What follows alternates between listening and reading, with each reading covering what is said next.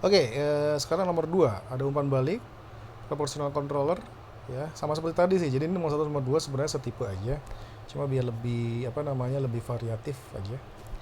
Ya jadi apakah analisis sorry, apakah sistem ini stabil ketika menggunakan proportional controller? Ya, kita lihat langkah pertama, ya langkah yang paling membosankan, mencari fungsi transfer. Ya fungsi transfer, ya bolak-balik kerjanya nyari fungsi transfer lagi, ganti ini kuning biar seru. Ya ini fungsi transfernya seperti biasa, K per S min 3 S tambah 1 dikali S min 3 kali S tambah 1. Ya hasilnya ketemu ini.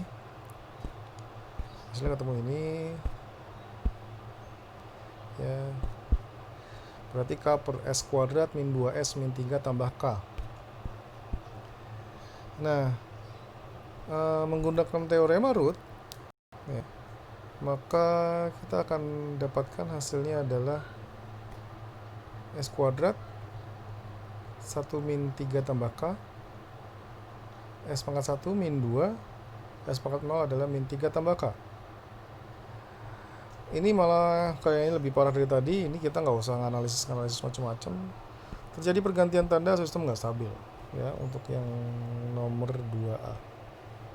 Untuk nomor 2A, sistem nggak stabil karena terjadi pergantian tanda. Ya. Oke, lalu 2B. Pengontrol diganti KS tambah 3. Ya, jadi sama seperti tadi ya, tipenya mirip doang. Ya, kalau diganti KS tambah 3, maka kita harus mencari penyelesaiannya dengan cara ini. Ya. KS tambah 3 per S min 3 kali S tambah 1. Masing-masing dikalikan S min 3 S plus 1. Ini ketemu hasilnya adalah KS tambah 3 per S kuadrat tambah K min 2S tambah 3K min 3. Kita lihat di sini. Ya. 1, 3K min 3, K min 2, 3K min 3. Ya jadi kalau persamaannya S kuadrat malah jadi lebih gampang ya. Kita masukin 1 koefisien S kuadrat dengan koefisien S pangkat 0, 1 dan 3K min 3, dan koefisien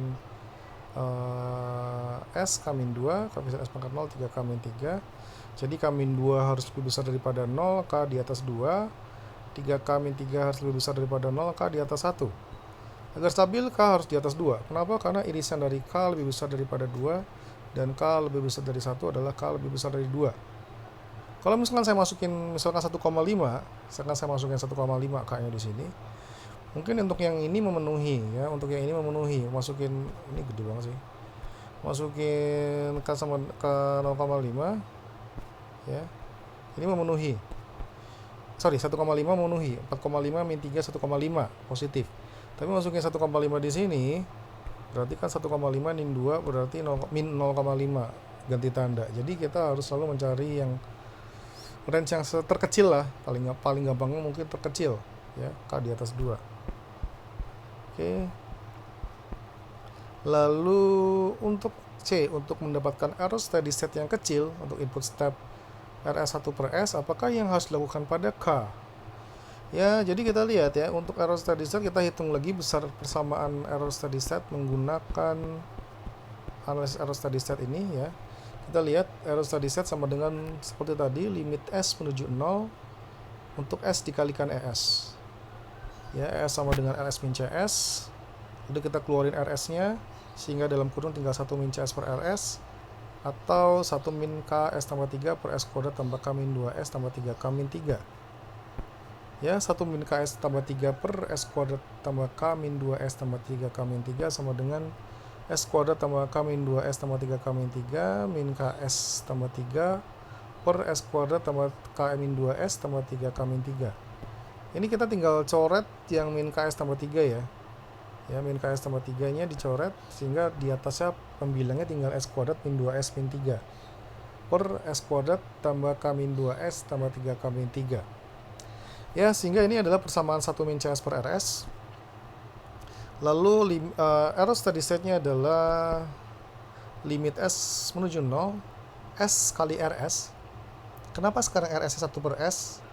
karena ini adalah RS untuk step 1 per S. Kalau rem tadi 1 per S kuadrat, kalau impuls adalah 1. Sehingga ini akan saling menghilangkan S kali 1 per S.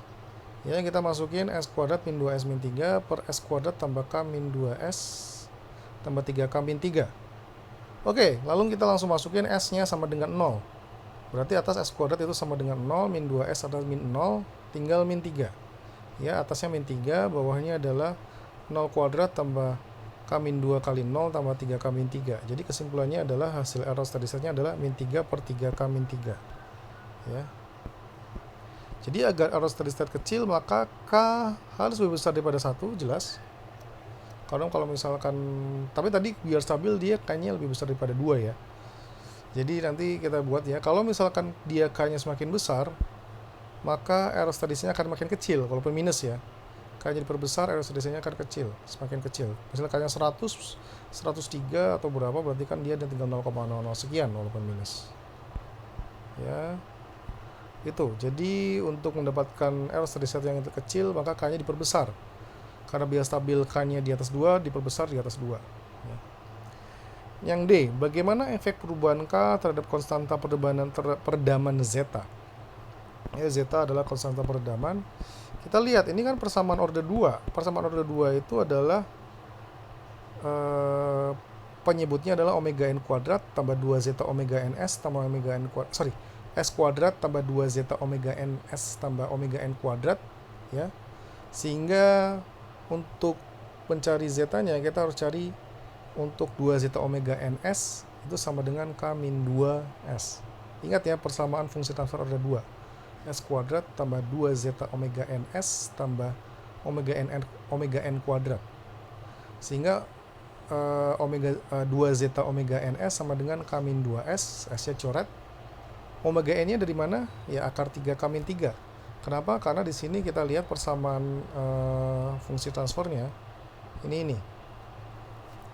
Berarti S kuadrat, 2 zeta omega ns sama dengan K min 2S, omega n kuadrat sama dengan 3K min 3. Ya. Omega n kuadrat sama dengan 3K min 3.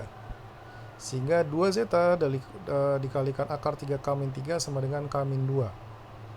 2 zeta sama dengan K min 2 per akar 3K min 3, dan zeta sama dengan K min 2 per 2 dalam kurung akar 3K min 3. Ya. Jadi jika zeta diperbesar, maka K harus diperbesar. Ya, zeta diperbesar, maka K harus berbesar. Zeta diperbesar artinya dia semakin teredam. Karena zeta 0 itu berarti tidak teredam sama sekali.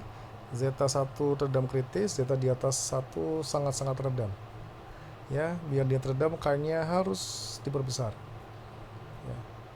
Lalu yang E pertanyaannya adalah berapa harga K yang membuat zeta sama dengan 0,5? Nah, kita lihat di sini zeta sama dengan 0,5, berarti 0,5 sama dengan K min 2 per 2 dalam kurung akar 3K min 3. Berarti ya kita kalikan 2-nya ke atas. Berarti kan 2 kali 0,5 sama dengan 1.